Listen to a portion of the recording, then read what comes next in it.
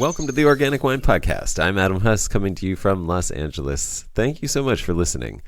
I'm really grateful to have partnered with some really great sponsors who provide services that I think many of you would enjoy, find useful, and want to support. The first is OOM.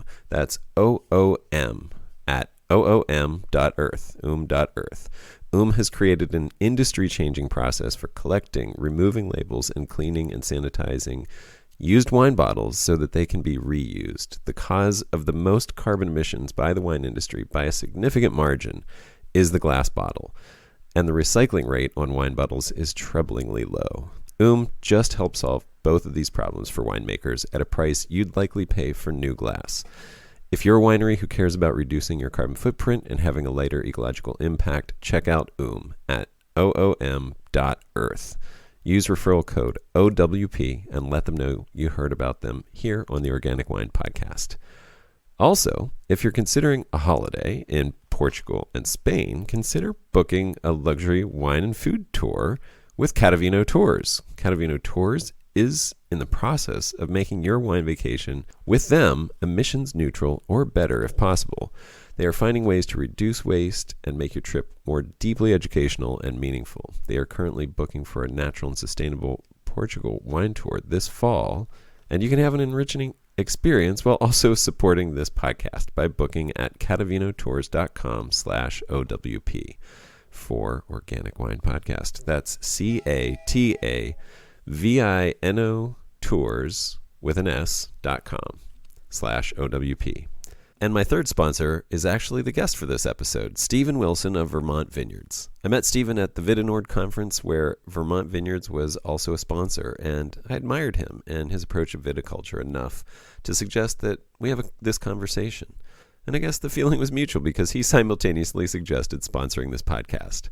The result is that you can go to vtvineyards.com/OWP and hire Stephen to install a vineyard for you, and that vineyard installation will support this podcast. That's vtvineyards with an S.com/OWP for Organic Wine Podcast. If you've considered planting your own vineyard or even just putting in a few vines for landscaping features like over a pergola or fence, then you'll find this conversation helpful, since both Stephen and I plant vineyards in backyards and even larger landscapes, in front yards in my case. And since we do this in the very different contexts of Southern California in my case and Vermont in his case, we have a wide range of perspectives and approaches to compare and discuss. So this episode is chock full of ideas about this. We don't get highly technical, but we do get to some of the dirty details and realities of being a vineyard caretaker. And we have a lot of fun doing it. So there's some very valuable information for potential vineyard owners and some important ideas for everyone to consider. And both Stephen and I find tending vines to be very rewarding work on multiple levels. Stephen's idea, actually, for Vermont Vineyards was born during the pandemic and grew from a desire to heal and enrich other people's lives with a reconnection to the natural world through vines. Stephen and I talk about the Vermont wine scene, and we both want to acknowledge that we couldn't talk about everyone. There are and have been many wine growers who we didn't mention by name and who have done much important work for Vermont wine. Since this is not a conversation about the history of Vermont wine, we inevitably omitted lots of people who deserve mention and respect. Enjoy and happy spring. Welcome, Stephen. Thanks for doing this. It's really fun to talk to you. Yeah, thank you so much for having me. I'm a big fan of the show, and I can't wait to share some of my story and share about my business with you and your listeners. Well, why don't we just start by, can you introduce yourself and what the name of your business is, where you are, that kind of thing, general stuff. Yeah, for sure. My business is called Vermont Vineyards. I'm Stephen Wilson, and I'm in Vermont. And the business is, it's a few phases, but mostly what we do is we build vineyards. We design and plant vineyards. That's one phase. We maintain and manage established vineyards. That's another phase. And then we also broker deals for fruit. So we find and connect buyers and sellers in the wine grape market here in Vermont. Nice. And I mean, if I'm not mistaken, I think your emphasis, if your clients are on board, is organic and biodynamic vineyards as well. Is that correct? That's correct. The emphasis is on organic farming, natural farming, however you want to call it. We don't personally use any kind of chemicals. We spray as little as possible, but in Vermont, it helps. But yeah, we communicate with each client individually and see what their inclination is and kind of what their values are, and we consult with them as to what the best farming practice will be for them and their specific project. And so, having said that, you also you haven't let on that you've sort of capitalized on a niche in of vineyards. So it's not just. I mean, I'm sure you would do any vineyard for anybody, but how you got started was backyard vineyards, right? Or what you're calling backyard, sort of like personal, small backyard vineyards, like a home vineyard for somebody. Yeah, originally that was the plan. So when when the pandemic hit in 2020, I guess March of 2020, I found myself working in the home vineyards that I'd established here on my property in a little town outside of Burlington, and I found a lot of comfort in that at a really unstable time in human history, I guess. Mm, And I thought maybe I can share this with other folks. Maybe people who are stuck at home are going to want to do this kind of thing as a sense of like ecotherapy almost. But beyond that, we noticed that people were investing in their outdoor spaces because with COVID, we knew that being indoors was less doable, right? So outdoor spaces became um, comforting, and so did outdoor activities like gardening and and tending to vines or trees or veggies, whatever the case is. And it was a good time of year too, right? It was spring, so getting stuff in the ground made sense. But yeah, so when I originally had the idea, it was to work on residential vineyards to replicate that feeling that I had just mentioned for myself. right. That's really But since great. Yeah, then, I didn't realize that was part of your story. That's really cool. And so yeah. in other words, by sharing by you hoped to help people by sharing the heartache of owning a vineyard. Right. Yeah. Yeah. So in hindsight, maybe it was a little sinister, but but No, the no, the I intention totally was kid. good. Yeah. No, I'm Yeah. totally I mean, look, I have a back and front yard vineyard, and yeah, it's like having the requirement, knowing that you need to go care for those beings on a regular basis, whether you want to or not, gets you out of your house if you're working at home, if you're stuck at home, if you're sequestered at home, quarantined at home, whatever it Yeah. is, you Right. get out there. And no, I mean, even if it is like, oh, it's on my calendar, I got to go out and do a spray if I don't want all the grapes to be destroyed by powdery mildew or whatever it is. Once you're out there, like the time sort of becomes timeless, and you get involved in doing that thing. At least I do. I can speak for myself, and you're communing in a way that just reabsorbs you and takes you away from everything that you were obsessed with inside your house. And it is therapeutic. It's really beautiful. It's a lovely way to do it. And I think I didn't realize that was part of your story. I think that's, Yeah, um, thank you. I'm glad to share that part with you, and that's definitely what made it so valuable to me was getting out and being outside and doing something productive and doing something regimented. It was huge for me. And although in the last few years maybe that's not everybody's motivation to install a vineyard at their home or otherwise, for some people it will be, and that's super gratifying for me and makes the work that I do really worth it. yeah, But just so to get back to like the residential versus commercial, yeah, originally, please. yes, it was all meant to be backyard vineyards, this very niche product. And while that is something that I love to offer as a product, it's not the majority of what we do necessarily anymore. working to install commercial vineyards in Vermont and New York. We're maintaining commercial vineyards that are operating for wine production in Vermont, and some that are also residential management projects as well. But and then the fruit brokering is also an interesting part of the whole equation on the back end at harvest. Yeah. But yeah, it's no longer just, it's kind of morphed into something more than just the original plan, which was the backyard vineyards. This is really interesting. I mean, yeah, well, I'm glad it has grown for you. That's always good. And I mean, it brings up a lot of interesting things. I love the idea of a backyard vineyard culture. I mean, I think if you go to somewhere like Italy, you realize has always been part of thing. You know, it's like I mean, it's funny. I went to Taurasi and Campagna, like Taurasi, where the wine, it's sort of like, I mean, it's not as well known as something like Chianti or Barolo, but it's the same idea. Taurasi is the town, and it's a DOCG that the wine is named after as well. They're growing, you know, because it's a very specific hilltop town. And anyway, Taurasi wines are made with Aglianico, which is basically undrinkable for 20 years. You know, so it's like this high acid, high tannic wine that like you just have to forget about for a decade or more before you try to drink it, if you don't want to like strip your throat. And but yeah, but it's lovely once you know when it's well done, and when it is aged, it's incredible. And then we're there, we go to a couple wineries, and you know, they're big, like, you know, hillside things. It's like going anywhere, a big commercial venture.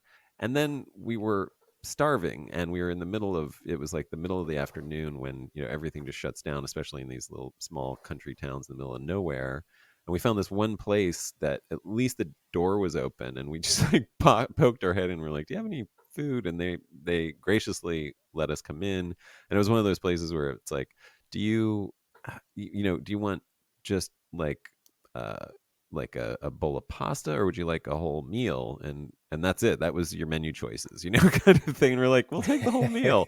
And they just start bringing out courses of charcuterie and, you know, and mozzarella, and then and then they're like, do you want some wine? And we're like, we'd love some wine. And the table wine that they brought was just grown by one of their neighbors in their backyard, and it was the best wine we had in Taurasi. It was incredible. Yeah. And so, you know, that kind of thing, you know, sticks with me as like something that is easily replicable in other parts of the world, especially in the U.S., where we tend to have lots of space in our backyards and suburban backyards. There's lots more land that you could easily grow enough to make a barrel of wine, and it could be so much more a part of our culture. And yeah, anyway, Right. I love that culture. And what it brings up for me is this idea of, do you notice that people care more about how that vineyard is cared for in terms of the sprays that are used, you know, the actual inputs into that vineyard, because it's in their backyard, versus the commercial clients that you work with, where there's a little, you know, there's an arm's length experience of growing grapes? That's an interesting question. And I'm not sure we have the data to answer it properly, because everything is so new. Yeah. But I would think so. Yeah. I mean, it makes sense. You know, people who are putting these vineyards in at their houses, their dogs are running around, their kids are running around. You know, they have to be in close proximity to the vines. So yeah, I think they're a little more conscious. At least the clients we've worked with so far have expressed that kind of thinking. Yeah. So I think it's probably true. And over the years, we'll learn that it's even more true. But we also kind of attract a certain type of client that's already interested in natural production. And maybe it's all the more reason, the fact that the project will exist in their backyard, that they want to pursue those types of farming techniques. Most of the commercial projects we work on, they're the same, right? We find that the folks that we're working with so far have been of the mind that they want to be involved in natural wine. And it's probably to some extent because that movement has picked up so much steam in the last few years in this region. So I imagine if we're at this long enough, we're going to find folks of a different perspective that will want to, you know, use conventional farming techniques and try and hit certain yields and whose business models will require certain margins, and they'll ultimately make that decision, and maybe we'll see more conventional farming as a result. But right now, there isn't a whole lot of planted acreage in Vermont, and so the project sizes that do exist commercially can be managed naturally a little bit more easily. So we haven't come across any major difference between residential and commercial in terms of approach to farming practice, but I imagine eventually we will. Well, and maybe it's worth talking about the fact that you're in Vermont and you Vermonters are of a certain bent. I think it's fair to say there's a Yeah. there's a y'all are hippies, basically. Yeah. Well, you've spoken with a couple of different folks from Vermont now, and I've loved those episodes. One was the guys at Montpelier Vineyards, and Yeah, they're obviously organic certified, both vineyard and winery, right. um, which is tricky to do, but representative of a type of thinking here in Vermont that is maybe uh, more common than in other places, for the fact that we're a bunch of hippies. But yeah, no, but the value of Vermont products has always been, well, maybe hasn't always been, but I mean, has a for a reputation long both. time, yeah. Yeah, for a I mean, while. I mean, has a reputation regionally up here in New England, but also nationally, I think, because of the, I don't know, it's got to be to do with the people making the product, right? I mean, it's yeah, not it's not it's all the terroir, but from maple syrup over to beer in the last 20 years, yeah, and dairy cheese, products as well. yeah, Yeah, Vermont's dairy. got a good reputation, and that's a lot of the reason why I believe in the work that we're doing and the project that we're working on, because I believe that Vermont wine is going to follow that same trajectory that craft beer has over the last maybe 20 or 30 years. Once enough investment is put into the industry to produce more wine, and more varieties of wine, and more different labels. Yeah, it's. I mean, just as a personal note, uh, I work at a wine bar a couple nights a week here in Santa Monica, Offhand Wine Bar. Just a shout out because it's an awesome wine bar, and we use Vermont butter. All right. And yeah, Cabot. I that's a good question. I don't I know. um, think you could get Cabot pretty much anywhere, but Oh yeah, I think it seems a little more rare than I mean, I don't know. It's very special. I don't know how special Cabot is. Maybe Cabot is super special, but um, I mean, it's like like this sounds crazy. I'm becoming a bit of a butter connoisseur, and it's not just because of this. I mean, I've begun to realize that butter, like any natural product, has terroir. It has variation from season to season if you're actually doing it naturally, if you're and from cow to cow and from farm to farm.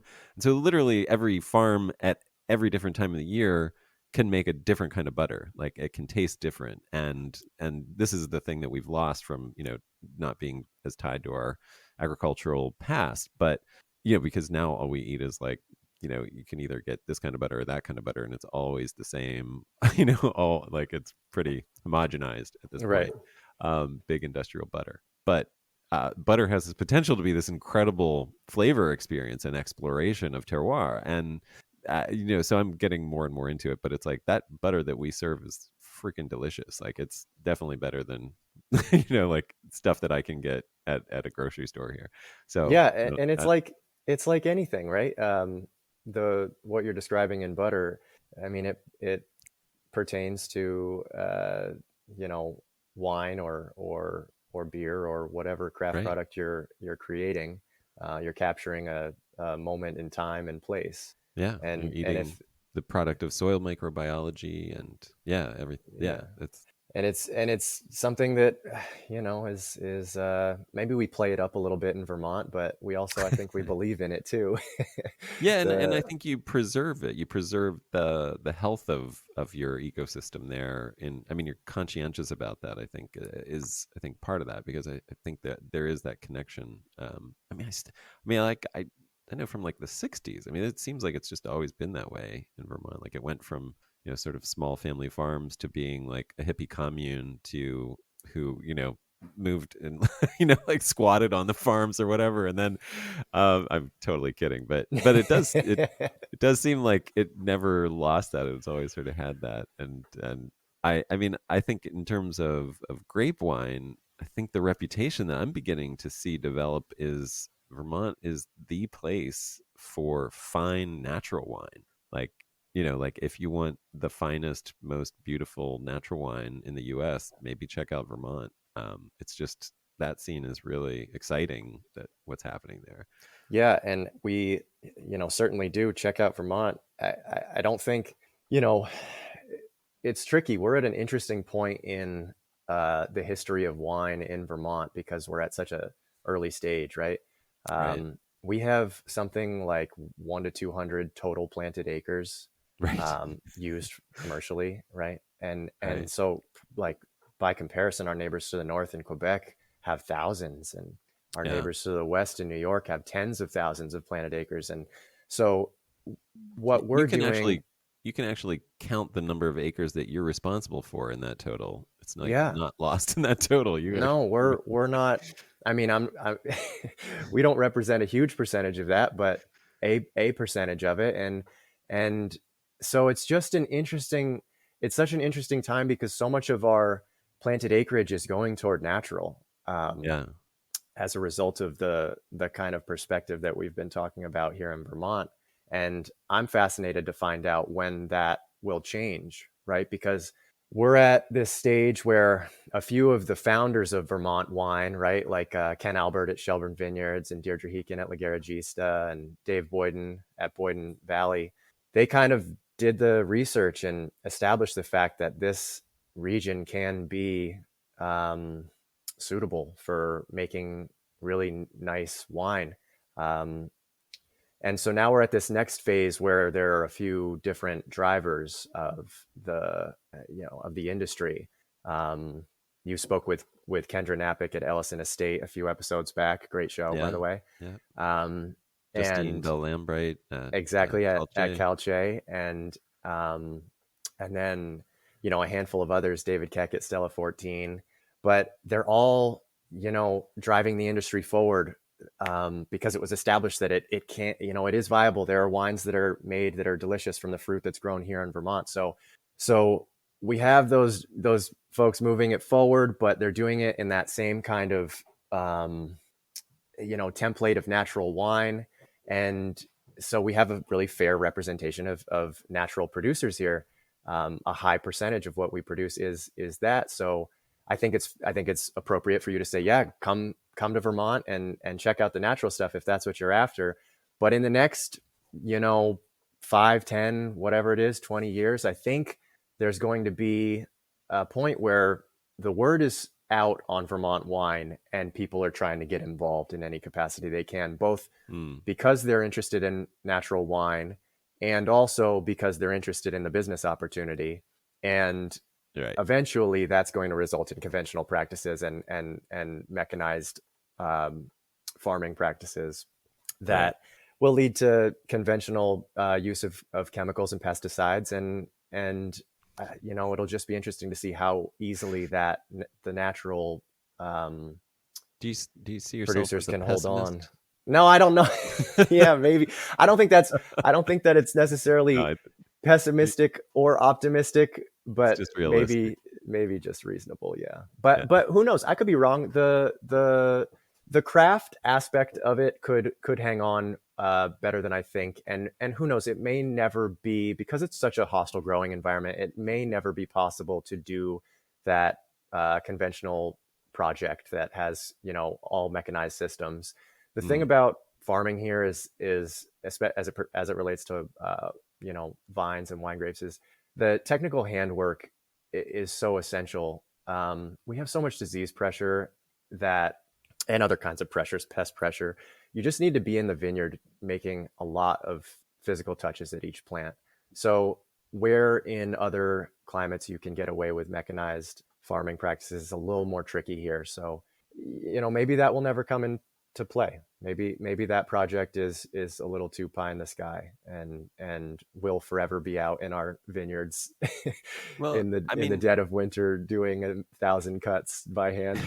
right. But, I do think that you are the future of Vermont wine in a big way. I mean, in a real way. You and the people that we just mentioned that I've talked to are, other people that I've talked to are truly like the founders of what's going to happen moving forward and the influencers of what's going to happen moving forward. And, to the extent that I think you guys are coming from these values, I think you have a lot more power than maybe you even know to shape what that future will look like in terms of a craft beverage scene there. And so, don't short yourself. I think like by just talking about what you're doing and having the values that you have will probably make a big uh, impact on where it goes and how it will shape, even when it becomes more commercial, because you'll be there, for that, I think. Yeah, yeah. Um, Well, thank you. I appreciate that, but I want to emphasize, that where the industry goes is going to be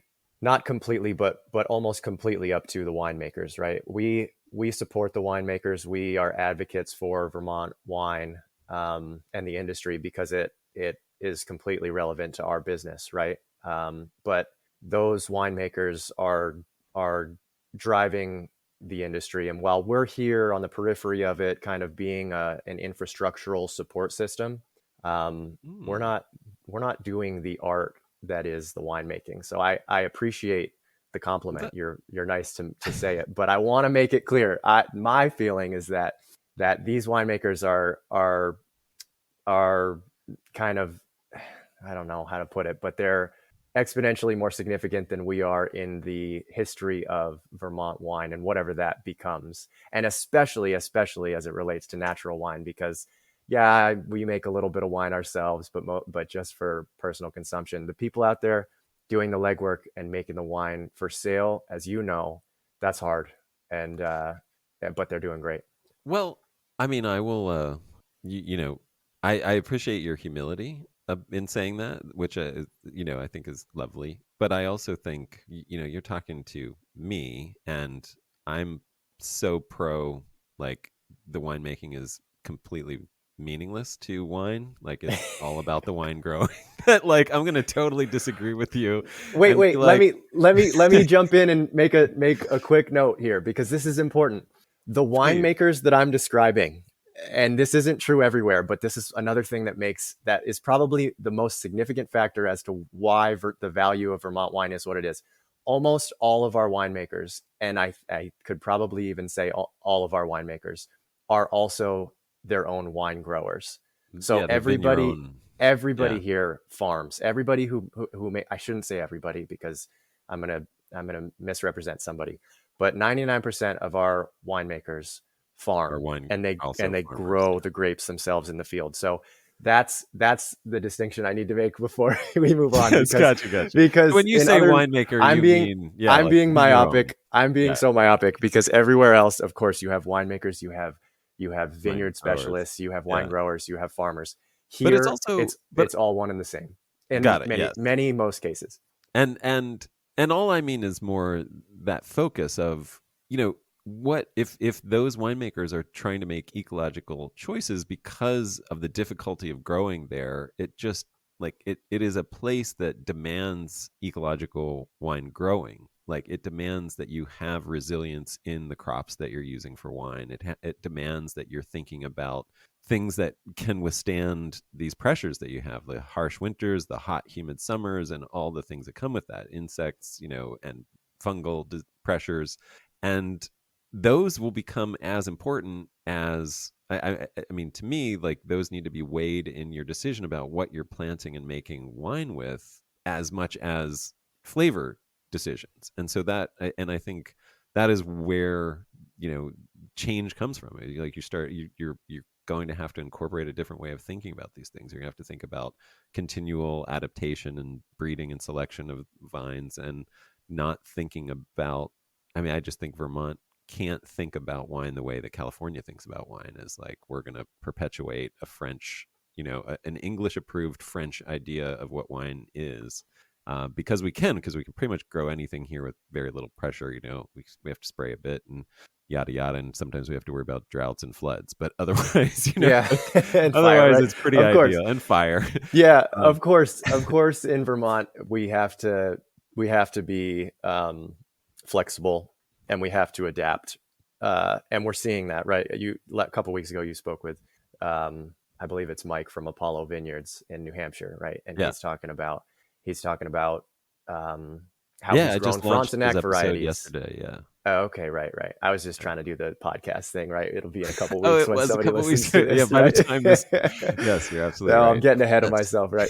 But but so he's talking about doing all the for years he's grown the Frontenac varieties, and now he's planted a bunch of Itasca, right. Right. which is one of those kinds of adaptive decisions that are adaptations that we'll need to make here in Vermont Yeah. too, or New Hampshire or wherever. Just finding the most disease resistant varieties, the cold hardiest varieties that will suit our harsh environment here. Yeah. And yeah, so it does it necessitates ecological decision making. One super useful resource that we have here as it relates to that is a nursery in southern Vermont called Northeastern Vine Supply, and it's Oh run yeah.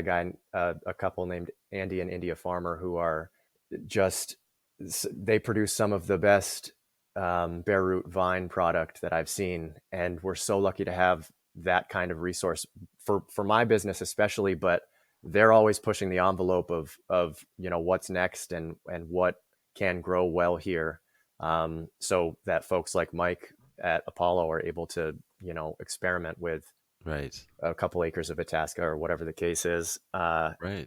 And so, yeah, I think, And I was, working I with. was giving a lot of credit to the wine growers and winemakers in Vermont, but that particular business deserves a lot of credit too, because they're doing this research and development work that is like absolutely essential to the landscape of the wine industry in Vermont and really in the entire country, because they supply the entire country with these bare root vines of all different hybrid varieties. So just a shout out to them, because it's truly, we wouldn't exist without them, That's a really because good. of how good their product is. I mean, taking a cue from you, but a few weeks ago, I also released a podcast about some breeders in Ohio, and we dug into a lot of these ideas of like how to support, like sort of like like your local breeder, like how to give them the credit that they're and support that they need, because it's not a get rich quick scheme. It's actually like a get poor slow scheme in some cases.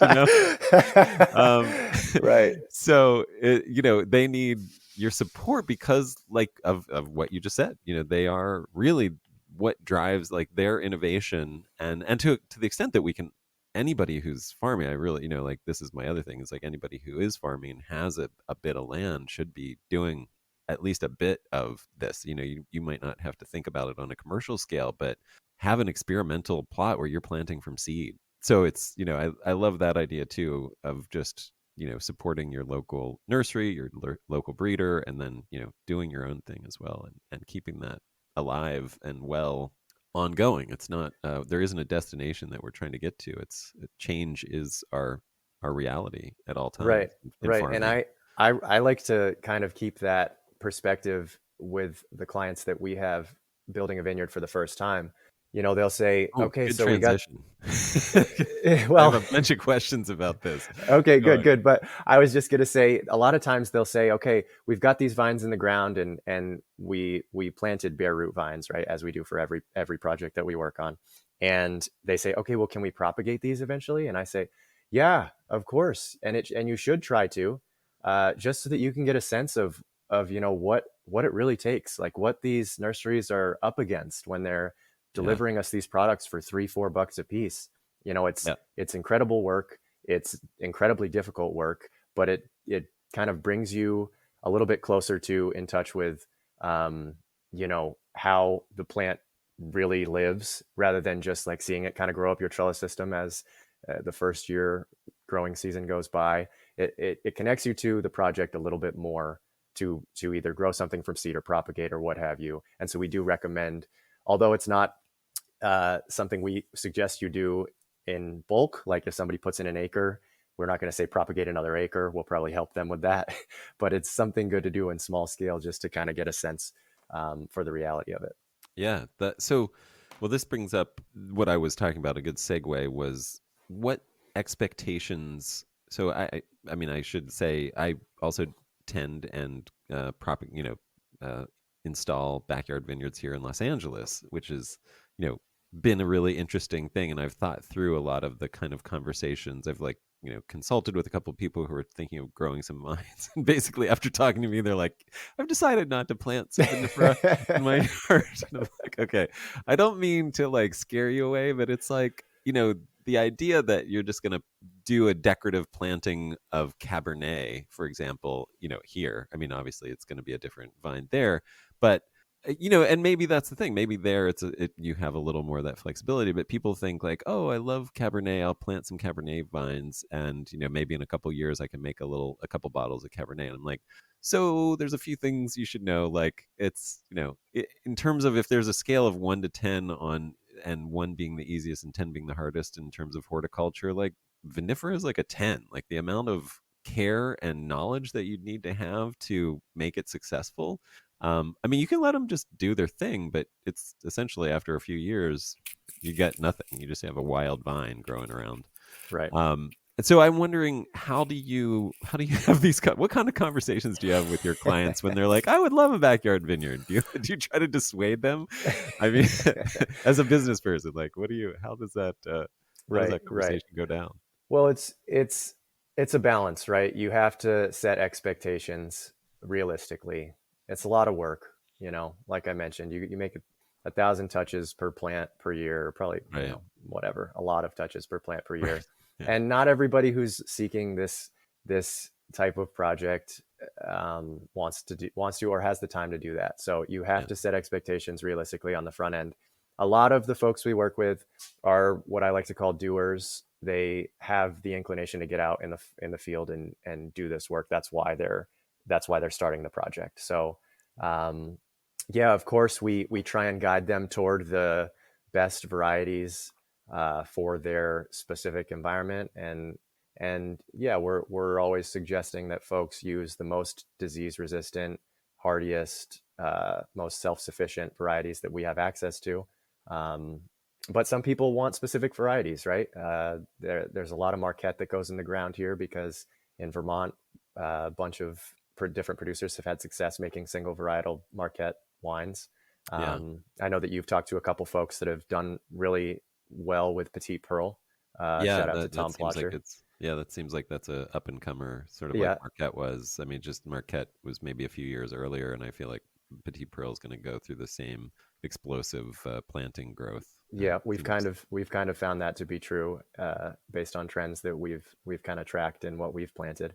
But yeah, you do the best you can to set expectations, select the right varieties, and give the project the best chance of being successful, given what you know about the people involved and the terroir.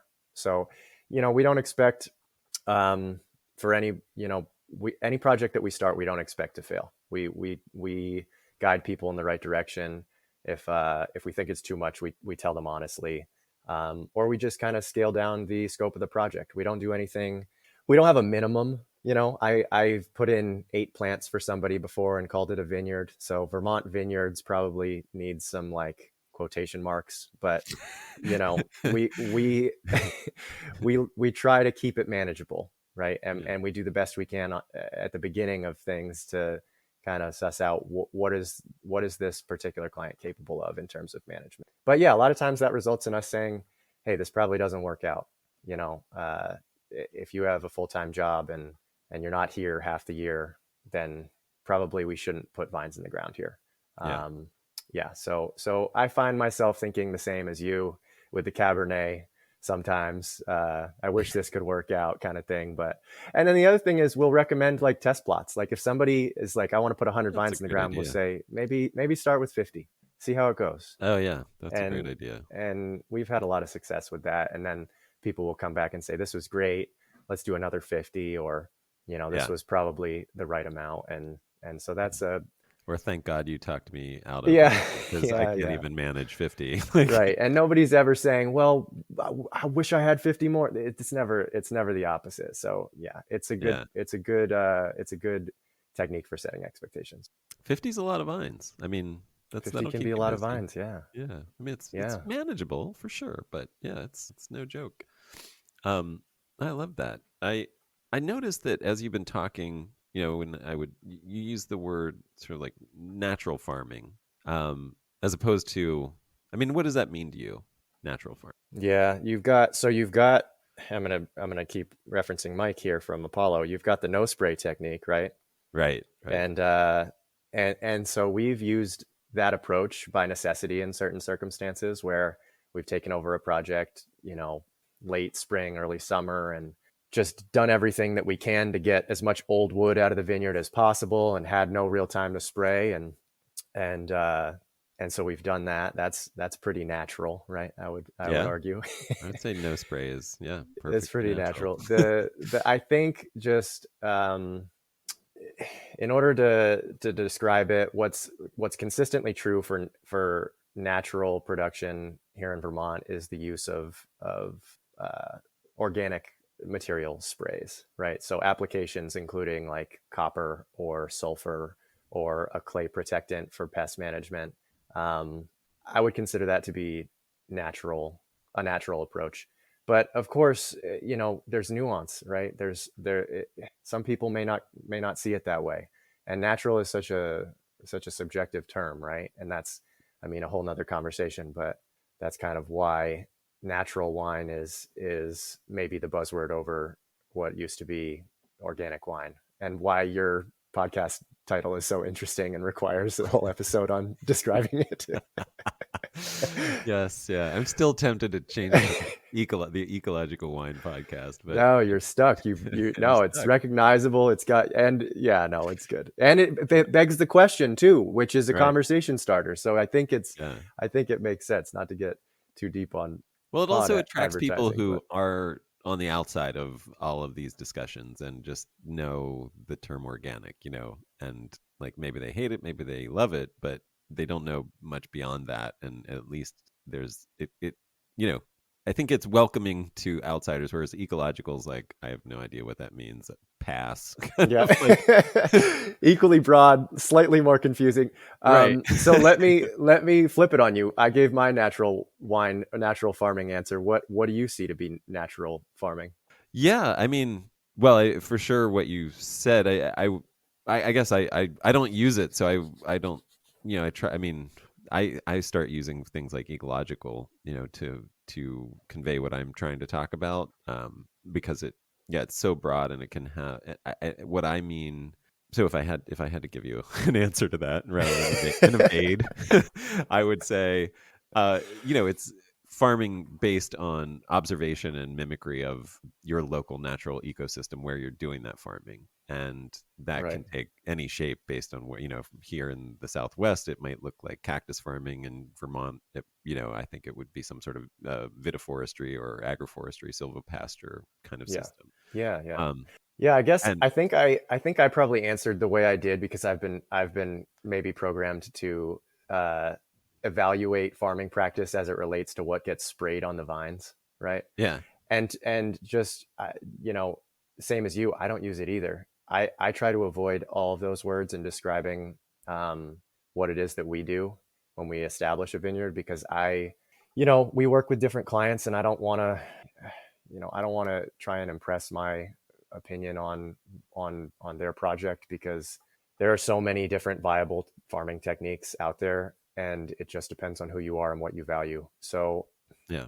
while I described it as it's commonly known or understood to be true in Vermont wine, I mean, I honestly like your answer better, and it makes more sense to me. But so it goes. So, well, I want to go back to just your clients and their, sort of getting them to wrap their heads around it. So, let's say you get past that phase one where they're like, their eyes are are opened now and they realize this is not they're not just planting a maple tree in their backyard that will grow for 30 years and they will, eventually be able to climb it and enjoy its shade and that kind of stuff. It is somewhere between like an annual garden and an apple tree or something like that, where they kind of need to constantly tend it, and it's got cycles of different skills that they need to be aware of and know about and learn about. So let's say they're like, oh, okay, I get it. How do you transmit?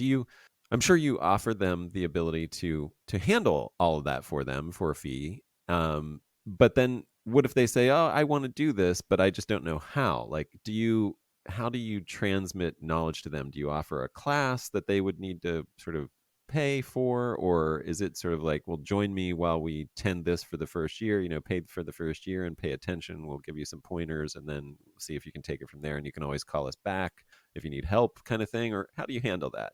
Yeah, Like we're navigating moving that. them from open eyes to actually need to learn some things. Yeah, we're navigating that. I don't have a Yeah, I don't have a great answer exactly, but I can try. So we have supportive services. We're a small team, so we can get back in the field after the installation's completed and walk you through significant aspects of maintenance, and we do that. Vermont's not huge, but it's not easy to drive from one end to the other. So we have projects all over the state, and we have only so much time to be in every at every project that we've installed. So we also do remote consulting, where we can kind of take a look over FaceTime and see what maybe a problem is and try and diagnose it. If it's not something we can identify, we'll make a visit. And then we can kind of offer pruning help. We offer this is not going to be a popular comparison, but I'm going to make it anyway. And if you get the pushback, then so be it. It's a really, really cool product that we offer because vines are kind of like a baby, right? Uh-huh. They have different attributes at each year 1 through 5, Mm-hmm. and they're drastically different each year. And that's what makes it such an awesome product, right? We're building something for somebody that's going to evolve over the next 5 years and is going to require a certain amount of input. But the reward is like very tangible, and you can track it by physically by a measure of inches every day at certain points of the year. So it's an awesome product. It's such a fun way to interact with your land and your space. But it evolves, right? So there's a lot of different decision-making things and maintenance related things that you need to know. And if you don't necessarily know that, then we are able to help, but maybe not in a full spectrum way, but we're definitely there. We're still small enough that we're in touch with all of our clients and we're supportive that way. And we're only a phone call away, but, we're trying to build that out and eventually be a very full spectrum service. It's interesting. I designed this business based on something that exists in your neck of the woods in Southern California. And I may have told you this before, but for Tracy in Wisconsin, the business in San Diego that I designed this after did it all, right? They would consult with somebody who was interested in building a vineyard, install the vineyard, design it, plant it, build the trellis, grow the grapes, maintain the grapes, manage the vineyard through 5 years, take the fruit at harvest, go to their facility, press the fruit, make the wine, and drop a case off on the front porch of the owner's house with their label and everything. So I can't do all that. But at one point we're moving in that direction. I don't know that we will ever be able to do all that, but maybe we'll get closer and we'll have a full spectrum of maintenance services that can exist on the back end. But like I said, so many people want to do it themselves, especially here in Vermont, that we haven't run into any issues with. Oh, that's great. Well, so let's say somebody's interested in doing this with you. How do they get in touch with you? Most of our inquiries come through our website. A lot of it, I guess, actually comes through Instagram. But if if you're able to find us, it's likely either, you read about our first year business a couple of years ago in our local newspaper, the 7 Days, or you saw us on Instagram because, someone you knew was aware of one of our projects or built one of our projects. We're still super word of mouth driven, which is a wonder that we were able to get on your radar here and actually do the show. This will be easily the most exposure we've had to any audience, I would think, outside of Vermont or inside of Vermont. But yeah, I mean, the number that you call is on the website is my direct phone number. We're And that's pretty accessible like that. VTVineyards.com. That's right. Yeah. I just wanted to make sure that got stated. VT for Vermont. Yeah. VT Vineyards, plural. It's Vineyards, right? such a difficulty when telling people the email address. Gotcha. Regret, but oh well. Oh man, yeah, no, I made up a weird name for a winery, and yeah, I've been dealing with that ever since. Yeah, if it's a word that people don't know, they don't know how to spell it, and so you have to spell it, and then people still spell it wrong because they don't listen, because they make assumptions. I mean, this is a really interesting thing about human psychology. Is like I've been grappling with this in trying to convey this idea of an ecological approach to wine, which is using these same terms that people already assume that they understand, like wine and vineyard and things like that. People just assume that they know what that means, and so unless I come up with a whole different word that they don't know, in trying to redefine and like revisualize what wine and vineyards can be, I'm coming up against this thing in human psychology where we can't learn something that we don't already know. Like it is this weird, it's the paradox of our ability to learn, which is like and so to me, I've become really like, I guess what I've like, we were talking about imagination, and I've begun to realize that this is like the key to our liberation. Like imagination is like the key to our liberation as a species, because unless you can use your imagination to just get a piece of something new, I mean, this is how you move to the next thing. You start to build this sort of castle in the sky with your imagination, and then eventually it becomes so substantive that you begin to see it in the world, and then you're like, oh, new knowledge, like, whoa. But it takes like this ability to bridge that psychological gap with your imagination. And so as a teacher, I just have so much respect for teachers because of this. It's like, it's why so much teaching is really, psychology. It's really just like like therapy for people, because you're,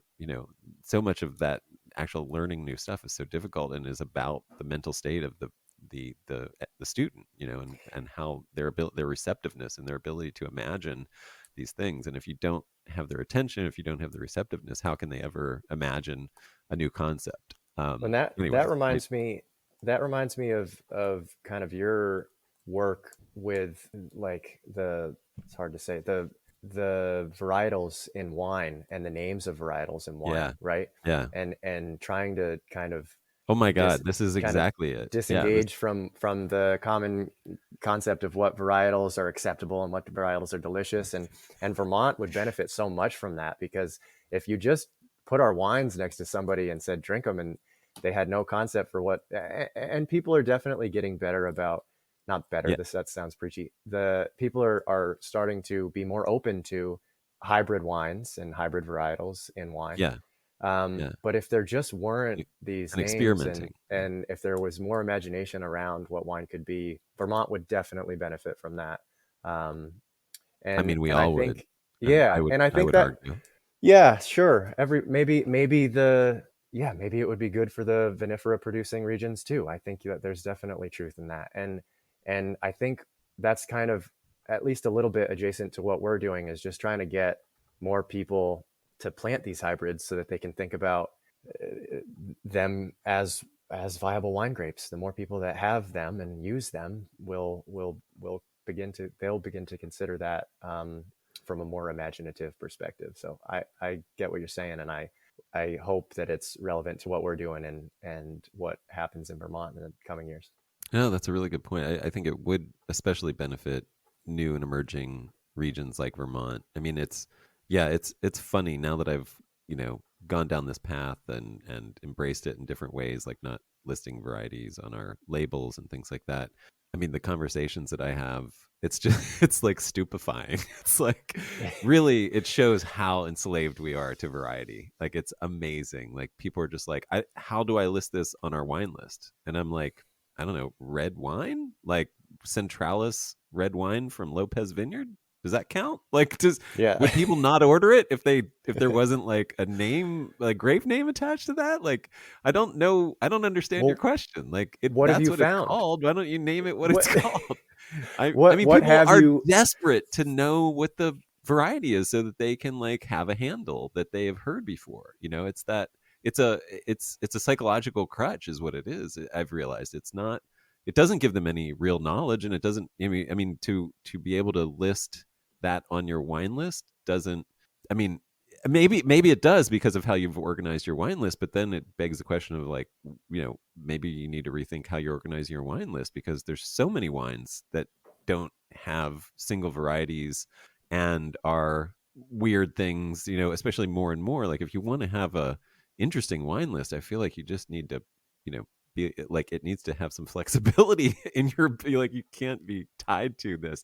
I mean, to the point that there was I mean, I got into like almost like an argument where they were like, well, we just want to list the variety, is that okay? And I was like, well, I mean, it's your wine list, I can't stop you, but like you're basically violating like my whole premise for making this wine. Like and in fact, we have one that we literally don't know what the variety is, and this has brought up some really interesting things. That's where it gets really like tense, where they're like, well, can we just say it's this? And I'm like, but I don't know that it is that. Like, you'd just be making that up. And like the whole point, like the reason we name this wine Lost is Found is to embrace uncertainty. Like like the whole concept behind the wine is to not connect you to a variety that is this comfortable thing that you think you understand the wine with, and right. that it's okay to just taste the wine as on its own terms. And they were still like kind of confused, like, but can Is we this can is we this a list something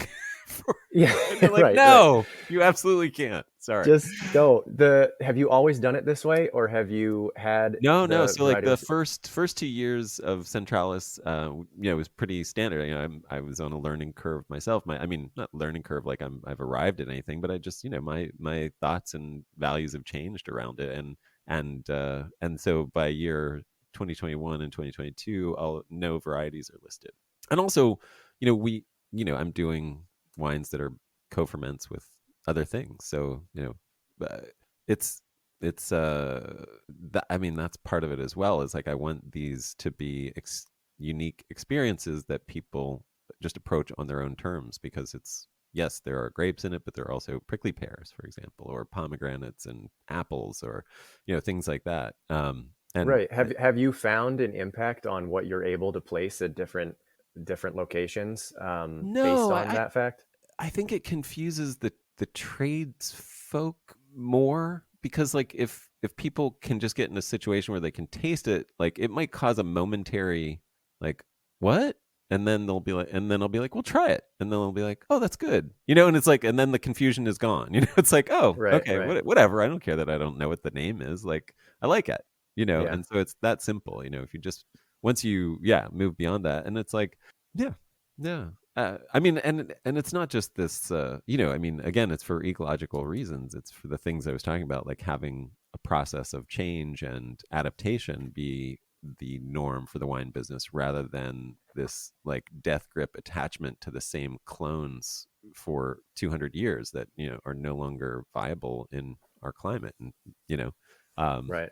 and And maybe you're never up were. against and you're up against, you know, centuries of history of single varietal wines being the best representation of what is possible, and field blends and quote unquote table wines being a secondary and tertiary product, right? Well, So, so that is the myth that we all right. believe, but the Right, reality right, is, right. like, varietal labeling started in like the 60s, 70s is really when it started. I mean, Mondavi really put Cabernet on the map as a variety. Right. And prior to that, we had old world labeling, which was by location, which could have included any number of things. And, even if it was a single variety, like in Burgundy, a Burgundy red was like a number of clones of Pinot Noir. It was still like nobody Sure. knew it as Pinot Noir. And so Or really this, Bordeaux being yeah. a And so blend really of nobody ever knew five wines specific prior grapes, right? to the 20th century as a variety. They Right. might, So the decades, I suppose, of, yes, decades.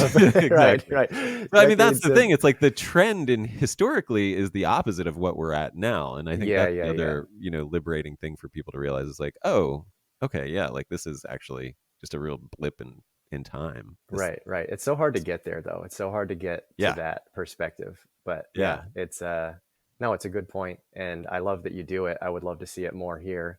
But we're like in a lot of ways, not all the ways, but in a lot of ways, Vermont wine is trying to fit um into this template where and this is not everybody, but a lot of folks for the last 20 years have been trying to identify what our variety is, like what our our workhorse variety is. And so that's why there's so much Marquette planted here. And I don't know that is the only reason, but it feels like that's a majority of the reason. And why does it have to be Marquette, right? Why don't we be a little more open to yeah, multiple varieties being planted here, and seeing how they interact together, rather than finding one that represents a specific flavor profile that we want to mass produce.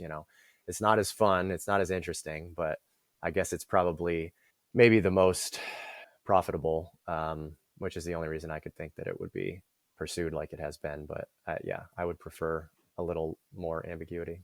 yeah. I mean, I appreciate what you're doing there in Vermont. And I mean, are there any closing thoughts? I really, have you? Let me put it this way: ha- working with vines, obviously, for me is a therapeutic thing because I'm doing it on a small scale, even though it's a commercial small scale.